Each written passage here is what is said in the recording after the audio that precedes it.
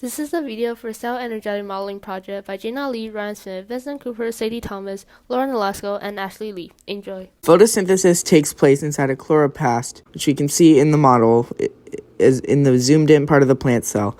Chloroplasts are organelles in a plant cell. They have two membranes, the inner and outer. Inside are sac-like membranes called thylakoids, which can contain chlorophyll. Thylakoids are arranged in interconnected stacks called grana. Outside of the thylakoids is filled with a fluid called stroma. Within these chloroplasts, photosynthesis happens, and the way it happens is if there's 6 carbon dioxide and 6 water molecules, sunlight can then convert it to glucose and oxygen. The first set of reactions that occur in photosynthesis are the light-dependent reactions. Light is absorbed by a pigment called chlorophyll in photosystem 2. Photosystems are clusters of pigment and proteins in the thylakoid membrane. Chlorophyll's electrons are raised to a higher energy, and they move to an electron transport chain. The energy of the electrons is used to pump hydrogen ions into the thylakoid. Enzymes will then break down water molecules. The hydrogen stays in the thylakoid, the electrons replace the ones lost from the chlorophyll, and the oxygen is released as oxygen gas. Electrons are re-energized in photosystem 1. The electrons combine with NADP+ in the stroma and hydrogen ions on the thylakoid membrane to form NADPH. A second electron transport chain is what transferred the electrons to the outer surface of the thylakoid membrane. The accumulated hydrogen ions in the thylakoid diffuse out through ATP synthase, producing ATP. Next up are the light-independent reactions.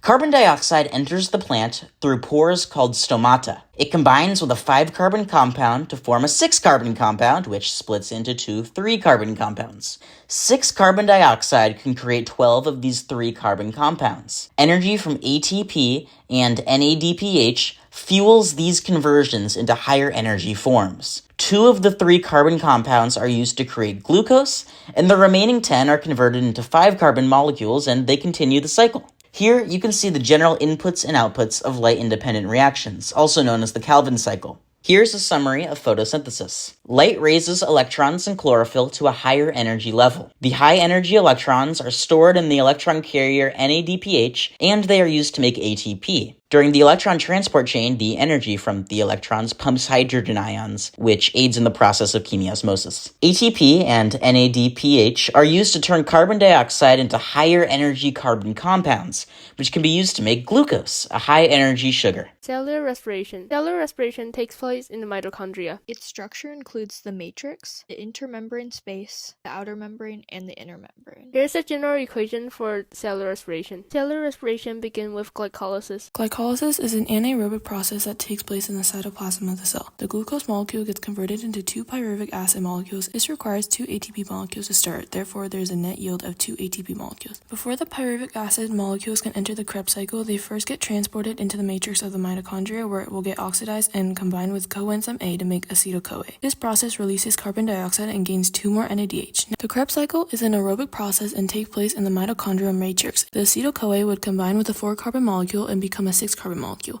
Then it would lose 2 carbons and become a 4-carbon molecule again, and those carbon are released as carbon dioxide by combining with the oxygen molecules around. At the end, this 4-carbon molecule would go back in the cycle when it combines with another acetyl-CoA. This process also produces more electron carriers to carry more electrons to the electron transport train. The electron transport train is an aerobic process as well, and it takes place across the inner membrane of the mitochondria. The electron's energy pumps hydrogen ions out of the matrix and into the intermembrane space. In doing so, they're creating an electrical and chemical gradient that powers the synthesis of ATP. As hydrogens are coming back to the matrix, they have to travel through this enzyme called ATP synthase. If the movement of that electron allows the ATP synthase to combine with ADP with another phosphate group, thus creating ATP. This process creates about 20 to 34 ATP depending on the condition of the cell. So here's a summary for cellular respiration. In glycolysis, glucose is converted into 2 pyruvate and 2 ATP are produced, and NAD+ is converted into NADH. In the Krebs cycle, pyruvate and citric acid enter a series of reactions that produce carbon dioxide and convert NAD+ to NADH and FAD to FADH2. These electron carriers transfer high energy electron to the ETC. The energy of the electron moving through these carrier protein pumps hydrogen ion into an intermembrane space. When these hydrogen ions are moving back into the matrix, they have to travel through the ATP synthase, which convert ADP to ATP. What if there's no oxygen but organisms still need to make ATP? ATP? Well, that's where fermentation comes in. Fermentation is an anaerobic process that many organisms use to generate ATP. It's basically doing glycolysis over and over again while using a different way to get its NAD+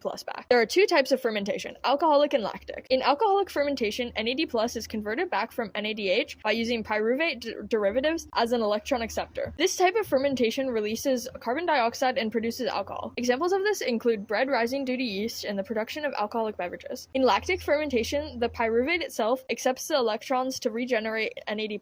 Lactic fermentation produces lactic acid as a byproduct, and examples of it include yogurt production and human muscle cells. Here's an explanation of energy transfer in photosynthesis and cellular respiration. In photosynthesis, energy is transferred from sunlight to electrons and pigments. The high-energy electrons are transported by the electron carrier NADPH.